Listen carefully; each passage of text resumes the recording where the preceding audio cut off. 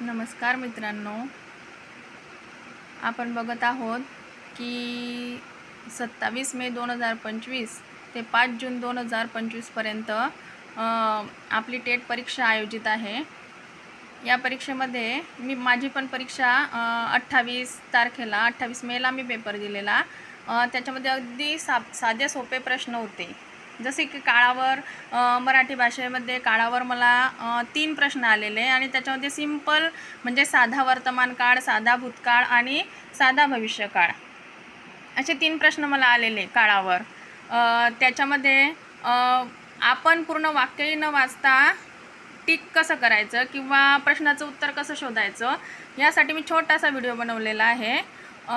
तो म्हणजे बघा, वाक्य होतं आणि वाक्याच्या खाली वाक्य दिलेलं होतं आणि ते वाक्य तुम्हाला त्या काळामध्ये कन्वर्ट करायचं होतं। आता ते कसं ओळखायचं? पूर्ण वाक्य वाचण्यासाठी तर आपल्याला वेळ नसतोच, बरोबर? सगळेजण पेपर देत आहेत, सगळ्यांना टाईमचं मॅनेजमेंट जमेलच असं नाही।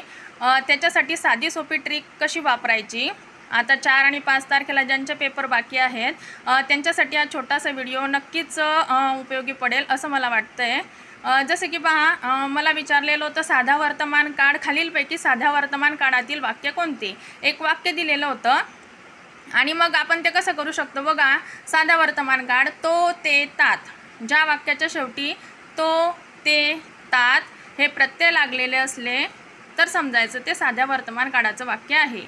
मग दिलेलं वाक्य जसं की सूर्य पूर्वेला उगवला असं दिलेलं वाक्य, तर मग उगवला हा झाला आपला साधा भूतकाळ, मग ते आपल्याला करायचं आहे साध्या वर्तमान काळात।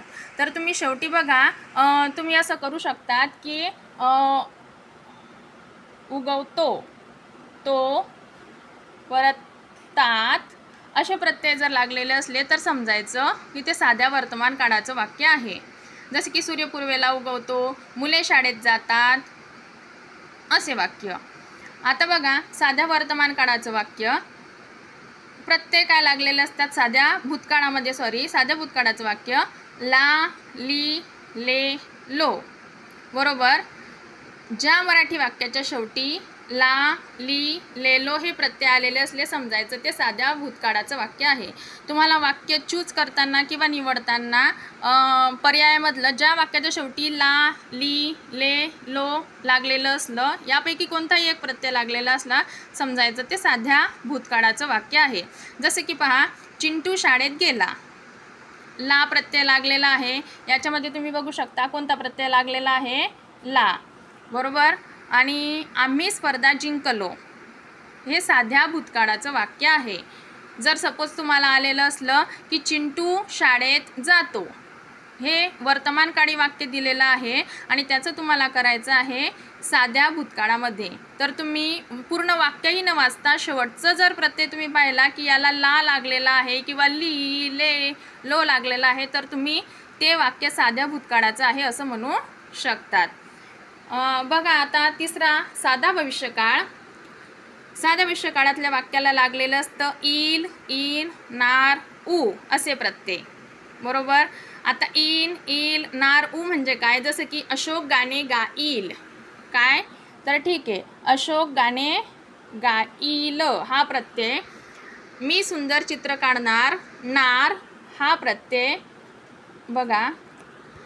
अशा प्रकारे तुम्हाला जर एका काळाचं वाक्य दुसऱ्या वाक्यामध्ये कन्वर्ट करायचं असलं, दुसऱ्या काळामध्ये कन्वर्ट करायचं असलं तर तुम्ही अशी ट्रिक वापरू शकतात। जसं की मी परत एकदा रिवाईज करून देते। साध्या वर्तमान काळात कोणता प्रत्यय लागलेला असतो? तो, ते, तात। साध्या भूतकाळाला प्रत्यय लागलेला असतो ला, ली, ले, लो आणि साध्या भविष्यकाळाला प्रत्यय लागलेला असतो वाक्याला इल, इन, नार, उ। अशा प्रकारे तुम्ही वाक्य एका काळाचं दुसऱ्या काळामध्ये कन्वर्ट करू शकता। आणि माझ्या मराठीच्या पेपरमध्ये पेपर तसा सोपा होता, फक्त टाईमचं मॅनेजमेंट जमायला पाहिजे। मराठीचा पेपर तसा म्हणजे सगळाच ओव्हरऑल पेपर सोपा होता। आता बघू निकाल काय लागतोय त्याच्यावर डिपेंड आहे, परंतु माझा छोटासा प्रयत्न की तुम्हाला या 3 काळांचा उपयोग तरी, आणि साध्या काळांवरच विचारलेले प्रश्न, दुसऱ्या काळांवर विचारलेले नव्हते. सो तुम्ही थोडीशी प्रॅक्टिस करू शकतात आणि हे 3 मार्क 4 मार्क 5 मार्क मराठीच्या पेपरमध्ये काळावर विचारलेले हक्काचे करू शकतात. थँक्यू.